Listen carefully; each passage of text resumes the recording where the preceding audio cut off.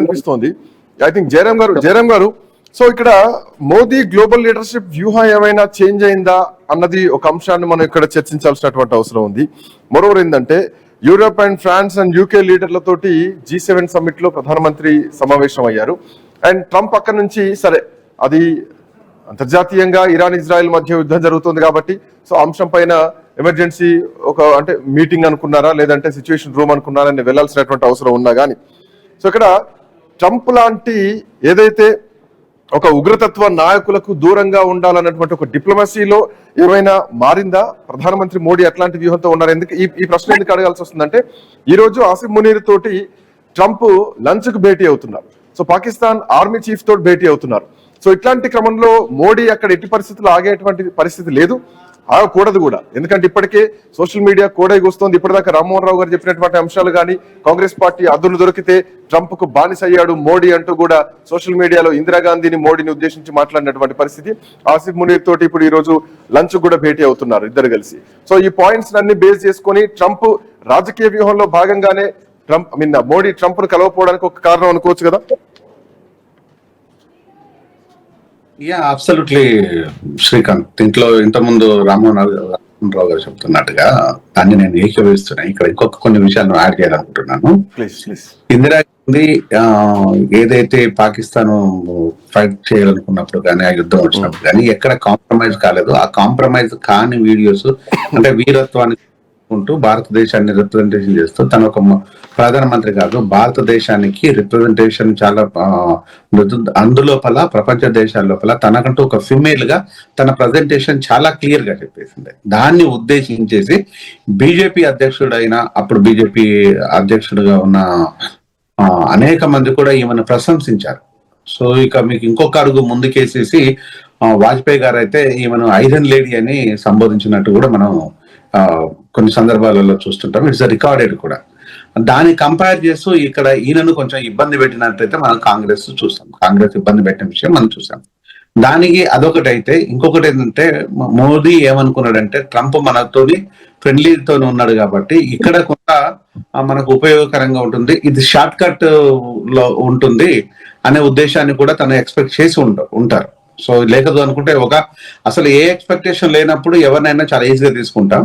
So ఇక్కడ ఆయన మీద ఈయనకు ఎక్స్పెక్టేషన్ ఉంది. అంటే వాళ్ళిద్దరి మధ్యలో స్నేహ సంబంధాలు కావచ్చు, ఆ ఇరు దేశాల మధ్యలో ఉండే మౌలికమైన సంబంధాలు కావచ్చు, సో వీళ్ళ ఫ్రెండ్షిప్ విషయంలో అంటే ఇక్కడ ఇందాక రామ్మోహన్ రావు గారు అన్నట్టు సరే ఒకవేళ నిజంగానే చెడిందంటే కదా అమెరికా అధ్యక్షుడిని భారత్ కు పిలవాల్సిన అవసరం లేదు, పిలిచారంటేనే వీళ్ళిద్దరి మధ్యలో బంధం ఎట్లా ఉందో అర్థం చేసుకోవచ్చు. సరే నెక్స్ట్ అమెరికా అధ్యక్షుడు ట్రంప్ భారత్ రాబోతున్నారు. బట్ పాయింట్ ఏంటంటే ఒకవైపు ఆపరేషన్ సింధూర్ విషయంలో మా మధ్యలో మూడో వ్యక్తి అవసరం లేదు అంటే ట్రంప్ అవసరం లేదన్నది కరాకటిగా చెప్పేసింది ఒకటి. ఇందాక నేను చెప్పినట్టు ఈ రోజు పాకిస్తాన్ ఆర్మీ చీఫ్ తోటి ఎందుకు భేటీ అవుతున్నారు, దాని వెనకాల కారణాలు ఏంటంటే అది మళ్ళీ ఇంకొక అర్ధగంట చర్చ అవుతుంది. దాని మీద ఆల్రెడీ 2 రోజుల నుంచి చర్చలు జరుగుతూనే ఉన్నాయి. బట్ ఇట్లాంటి టైంలో ట్రంప్ తో కలిస్తే, ఎందుకంటే ఇక్కడ ఇజ్రాయెల్ తోటి ఇరాన్ తోటి భారత్ కు రెండింటితోటి మిత్ర సంబంధాలే ఉన్నాయి. ఒకవేళ ఈ విషయంలో ఇప్పుడు ఆల్రెడీ ట్రంప్ ఇజ్రాయెల్ తో మమేకమైనారు, ఇరాన్ ను వ్యతిరేకిస్తున్నారు. సో ఒకవేళ ఈ టైంలో ప్రధానమంత్రి మోడీని కలిస్తే గనక ఖచ్చితంగా ఇది అంతర్జాతీయంగా ఎఫెక్ట్ పడేటువంటి అవకాశం ఉంటుంది. సో పొలిటికల్ సినారియో కూడా మారేటువంటి అవకాశం ఉంటుంది.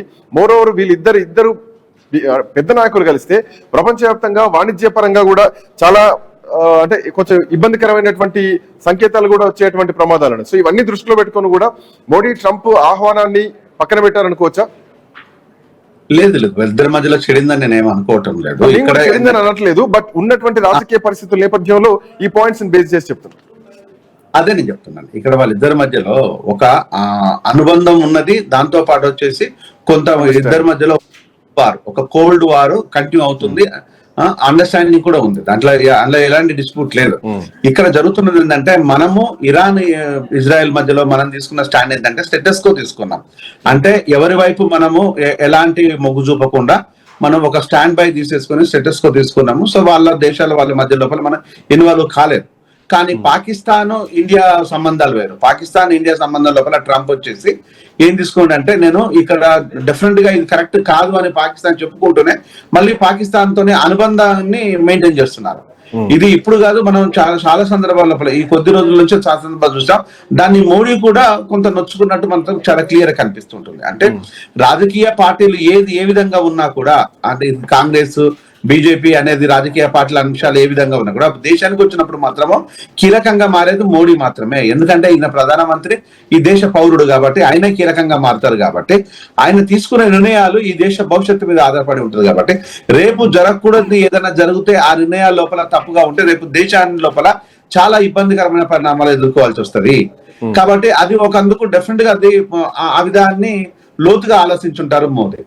నెక్స్ట్ వచ్చేసి ట్రంప్ తోని ఇక్కడ ఆయన G5 లో G7 లో కానీ ఇట్లాంటి అంశాల లోపల కూర్చున్నప్పుడు కానీ చేస్తున్నప్పుడు కానీ డిస్కషన్ లో అవుతున్నప్పుడు కానీ ఆ డిస్కషన్ లోపల ఇంకా అంతకంటే ఎక్కువ ఇన్వాల్వ్ కాకపోవడం ఏంటంటే రేపు ఆయన తీసుకునే నిర్ణయాలు ట్రంప్ ఎప్పుడు ఏ విధంగా ఉంటాడో తెలియదు. ట్రంప్ రాజకీయ నాయకుడి కంటే ముందు ఈజ్ అ బిజినెస్ మ్యాన్. ఆయన లోపల అత్యధికంగా కూడా డామినేట్ చేసేది బిజినెస్ యాక్టివిటీ డామినేట్ చేస్తారు తప్పితే రాజకీయ అంశాలు డామినేట్ చేయటం లేదు. ఇది చాలా సందర్భాల లోపల అనలిస్టులు మాట్లాడారు.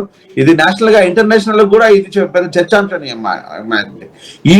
ఈ రోజు కూడా అమెరికాలో జరుగుతున్నది ఏంటంటే అదే అంశాల మీద ఏ అంశం అయితే ట్రంప్ ను ఇక్కడ ఏరుకోరి తెచ్చుకున్నారో ఇప్పుడు అదే వాళ్ళు అమెరికన్స్ నెగిటివ్ గా చూస్తున్నారు. సో ఆ నెగిటివ్ కూడా అది మంచిది కాదు, ఏ దేశానికి కూడా మంచిది కాదు.